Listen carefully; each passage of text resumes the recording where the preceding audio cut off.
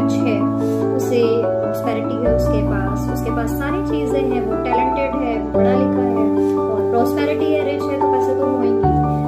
ऐसे लोगों को अगर शादी है या ऐसा कोई फंक्शन है तो हम क्या देते हैं गिफ्ट में?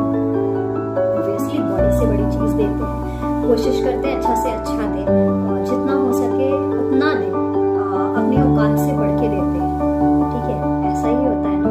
लेकिन एक दूसरा आदमी है जो गरीब है, उसके पास चीजें नहीं है और जो है बस खाता कमाता काइंड ऑफ ऐसी चीजें हैं, ऐसे लोगों को हम क्या देते हैं गिफ्ट में?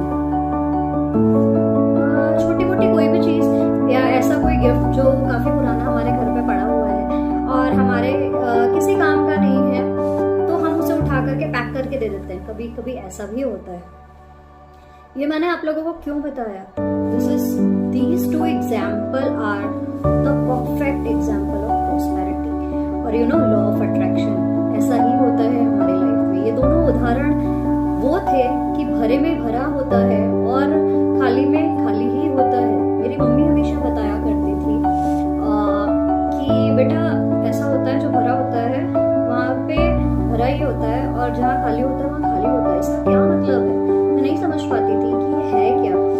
जहाँ पे समृद्धि होती है, जहाँ पे अष्ट सिद्धि होती है, जहाँ पे टैलेंट भरपूर होता है, जहाँ पे पैसे भरपूर होते हैं, हर तरीके से व्यक्ति परिपूर्ण होता है, वहाँ पे और लक्ष्मी बार बार जाती ही रहती है, कभी भी कमी नहीं होती वहाँ पे, क्योंकि वहाँ पे पॉजिटिविटी होती है। वहाँ पे एक और सबसे बड़ा जरूरी तरीका है कि वहाँ पे पॉजिटिविटी होती है, वहाँ पे लोग समझते हैं चीजों को। और जहाँ पे कमी होती है, चाहे वो पैसों की कमी हो, चाहे वो मानसिकता की कमी हो, चाहे वो खाने पीने की कमी हो या किसी भी प्रकार की कमी हो, एक भिखारी को भी देख सकते हैं हम, कितना ही दे देते हैं, ज्यादा से ज्यादा 5 रुपए, 10 रुपए, 50 रुपए, इससे ज्यादा नहीं देते। लेकिन वही अगर हम बात करें कि कोई ऐसा आदमी है जो ठीक है हमारे नोन में भी है और अगर हम आइसक्रीम भी खा रहे हैं और हमें पता है कि हाँ भैया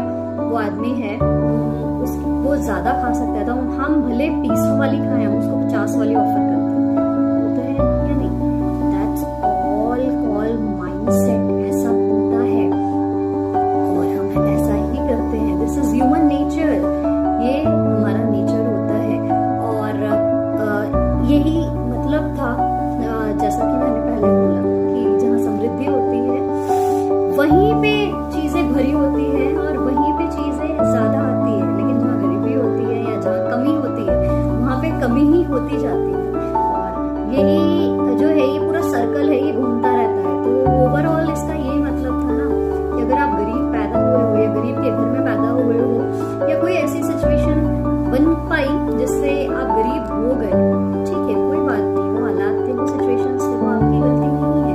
लेकिन अगर आप गरीब मर जाते हो और आप अपनी लाइफ में अपने आप को ग्रो नहीं करते, आप समृद्धि के लिए, आप परिपूर्णता के लिए कोई काम नहीं करते और जो चल रहा है ऐसे ही चलने देते हो, एक्चुअल में दैट्स योर फॉल्ट, बिकॉज आपने नहीं चाहिए अपनी अष्ट सिद्धि, अपनी समृद्धि, क्योंकि आपने उसके लिए वर्क नहीं करा। और सीधी सी बात है, पैसे से ही पैसा बनता है, एंड दिस इज ट्रू। और ये जाना माना, आप किसी भी बड़े से बड़े इंडस्ट्रियलिस्ट को ले लो।